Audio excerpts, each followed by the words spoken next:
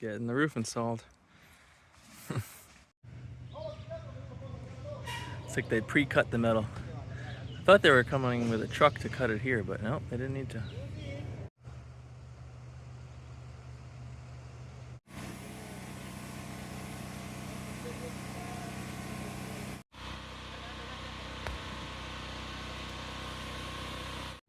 Alrighty, well, we have a roof.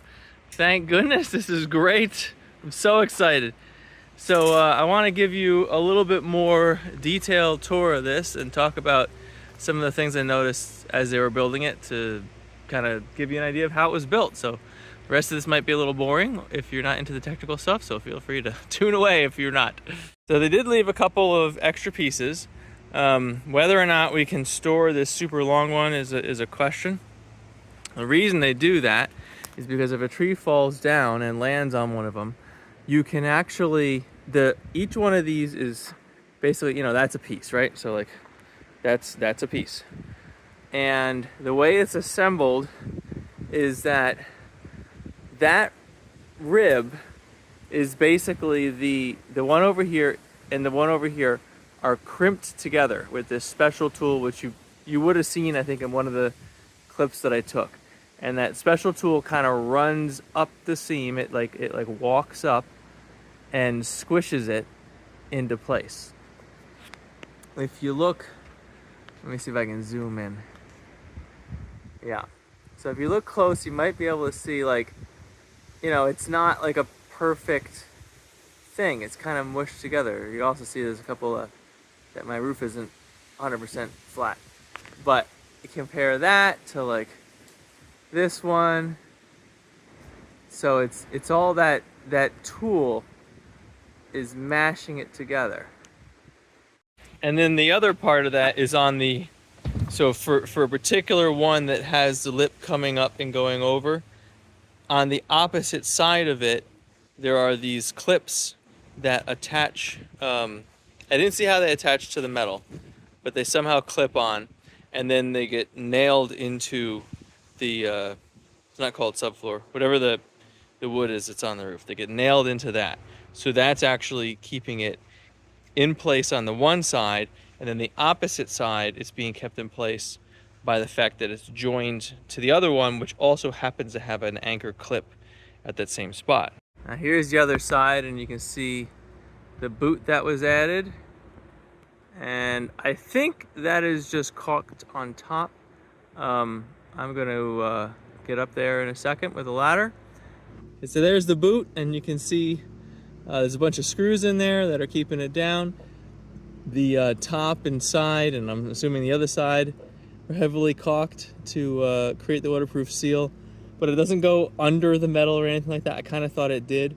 So basically they just kind of, they made a hole in the metal that will allow a pipe to come up straight through that piece of rubber, and that rubber can be trimmed out to various diameters depending on the size of your stink pipe.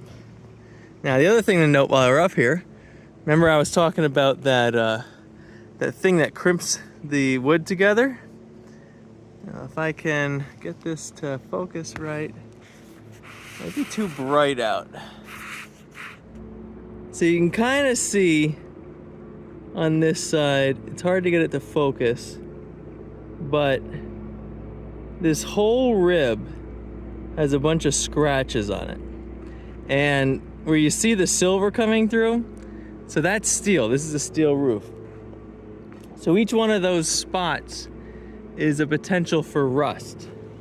Now, I don't know if this is galvanizing paint. I'm gonna have to research that a little bit more, because this entire thing, the entire rib, has these marks on it.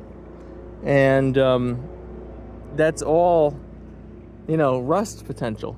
So I did ask them about that. I asked them about getting some touch-up paint. Apparently this is a normal thing. So they're coming by with some paint. They said they'd touch it up, but I kind of want to think about maybe like repainting all of the ribs myself, because I want this to last forever. But I might be overthinking this. If this is galvanizing paint, then little scratches that size won't allow the rust to spread. So I'm gonna have to do a little bit of research in that. But you can see like over here on this rib, if it will focus, yeah, like that's not a perfect kind of crimp. And I'm showing you this not because I think they did a bad job, I think they did a fine job. I'm showing you this because when you stand back and look at this stuff, it looks like it's immaculate and perfect and wonderful and straight, and how could you possibly do that yourself? But then you come and look at it, you look at the actual construction detail of it, and it's not rocket science, it's not perfect, it has many flaws. So you could do this yourself. The one downside of doing it yourself, that crimping tool and the basically just number of people to hand things up and down and try to keep these pieces of metal flat and straight so you're not bending them, that kind of starts to get into the, okay, you know, maybe I should hire somebody. So now even, you know, with all that in mind, like I'm glad I did not do this myself. You know, they had, what, I think three people one day, 4 the next day, and they weren't all busy all the time, but I would not have wanted to do this. It took them 2 days.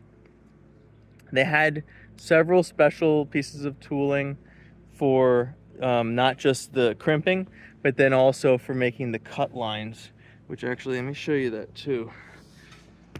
We're coming to the edge here.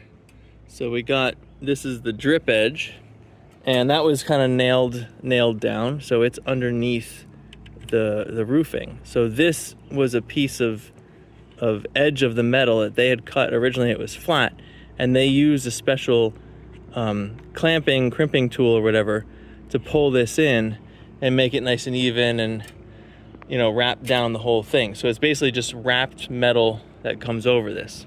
So I'm very pleased with the fact that we hired somebody to do this. Like I don't regret the price tag. It was a little expensive given the size of the house, but you know, they got to come out and do it and have all the people anyway. And it was 2 days worth of work. So yeah, I'm happy with it. I think it looks good.